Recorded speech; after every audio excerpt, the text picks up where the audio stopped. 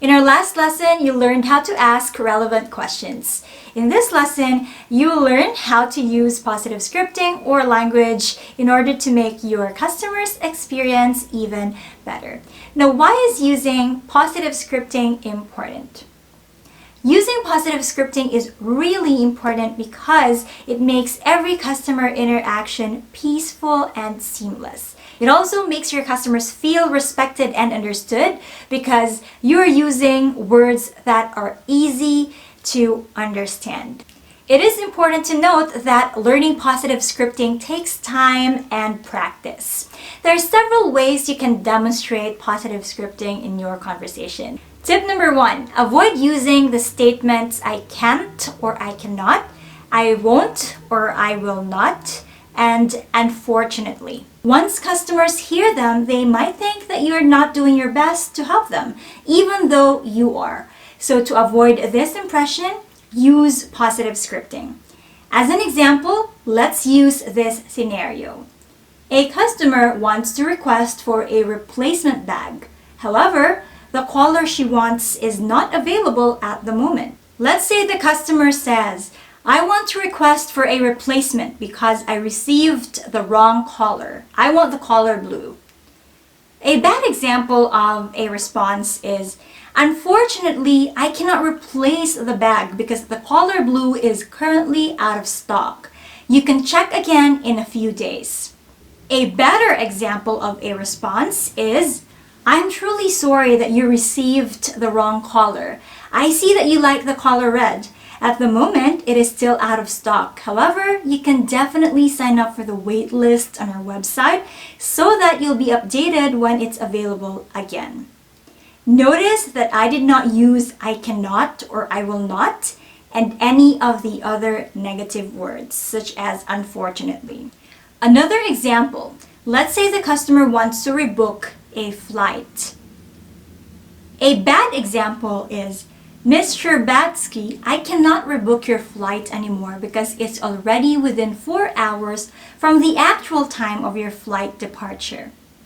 What's better is, Mr. Batsky, I understand that you need to rebook your flight now, but because it is already within 4 hours from the actual flight departure, the flight can no longer be rebooked.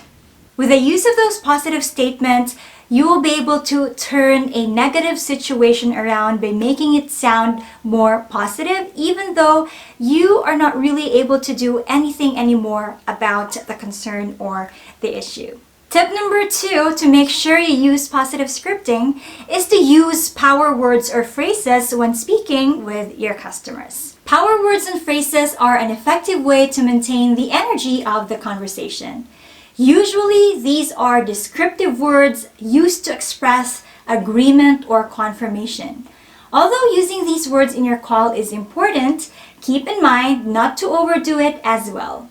For example, a customer says, I'm interested in purchasing the red backpack you have listed on your website.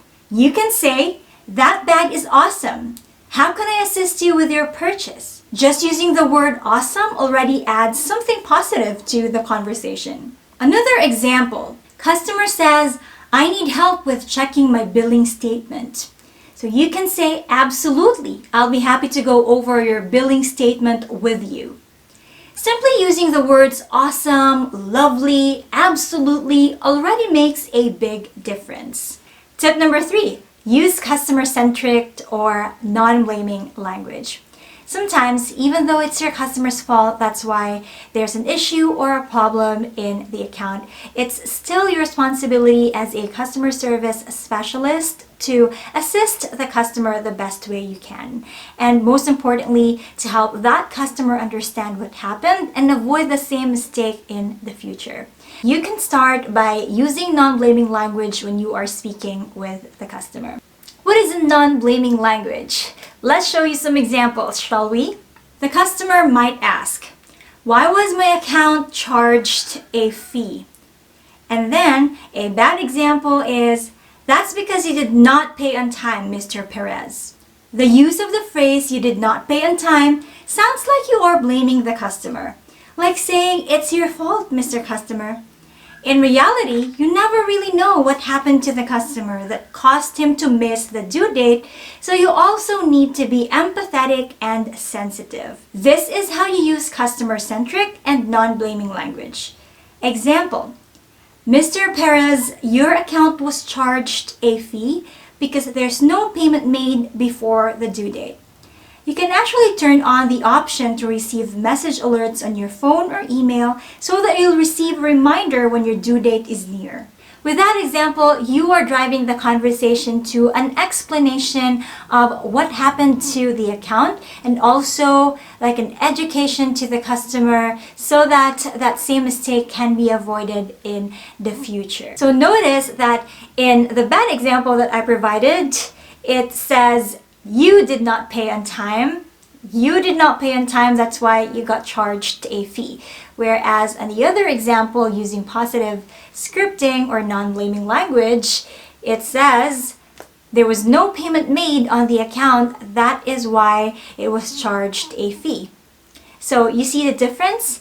It's not like you are saying you did not pay, which sounds a bit too much for the customer. It will make the customer feel that you are just putting all the blame to the customer himself or herself. So we don't want to sound like that. We still want to be sensitive because, as I've mentioned earlier, we don't really know what exactly happened that made the customer miss the payment due date. Now that you have learned some positive words and phrases that you can use in your conversation with customers, it's time to learn how to close a call properly, which we will talk about in our next lesson.